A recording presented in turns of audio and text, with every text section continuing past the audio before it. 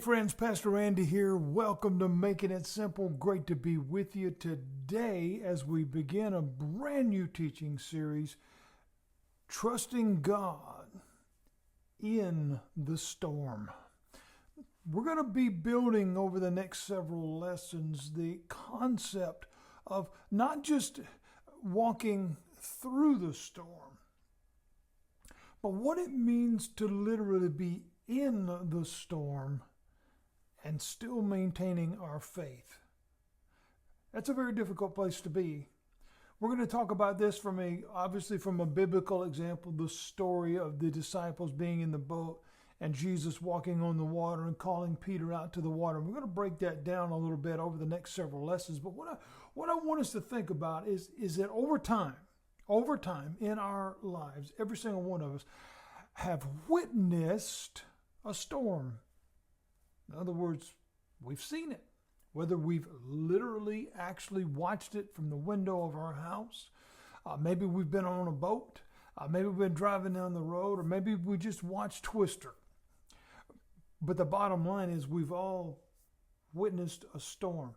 However, there is a significant difference between seeing the storm and being in the storm.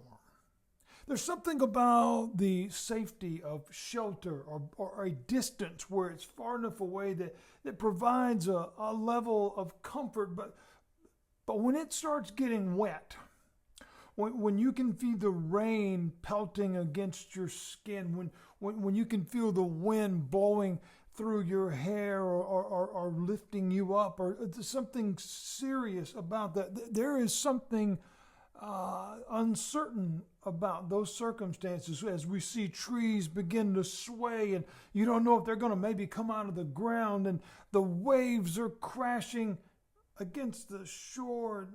Well, you see the picture I'm starting to paint. That's a whole entirely different scenario.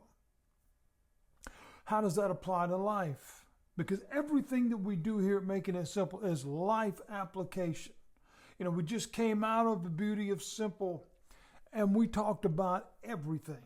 But everything was from a life perspective, all the way down to our salvation. Why does that matter? What does it mean? Well, in this new teaching series, Finding God, Trusting God in the Storm, Holding on to our faith in the storm, is not only going to be looking at this application from a figurative way of talking about a storm, but we're going to be looking at it literally as well. Because what this represents, friends, is life. Storms come about in all kinds of ways. They can be financial, they can be family, they can be health, they can be emotional, it can be a spiritual battle. I know many people that are really struggling in their spiritual walk. Why? Because we don't have unity in the faith world anymore. This group is vying to be right, and that group is vying to be right, and this pastor is trying to get more attention than that one. And that comes with a level of compromise. That comes with a level of cloudiness, muddied water, if you will. And the message gets diluted. It was said many years ago, we have to change our method, but we can never change the message. That did not hold true. While I wholeheartedly agree that sometimes the method has to be we have to have some willingness to be flexible with that. The message should never change. But the methods have changed so much, they forced the message to change. And that is why we have many people in a spiritual quandary, if you will. We have many people that are walking and they don't know where they're going. We, in church terminology, like to say they're lost. But it's not that they don't know where they are. They just aren't sure about where they're going. We have to fix that. Who is we? Those of us that are willing to stand on the uncompromised truth. Now, by that, I do not mean ranting and railing and screaming and I'm right. It's got nothing to do with that. What What did Jesus teach? That's what we have to get back to, the clarity and the simplicity of that. In this story, we're going to talk about how Jesus met the disciples in their storm and walked them through it. I can't wait to do this. It's going to be a lot of fun, and it's going to be heartfelt because we're going to talk about life, and we're going to talk about it in a very, very real way.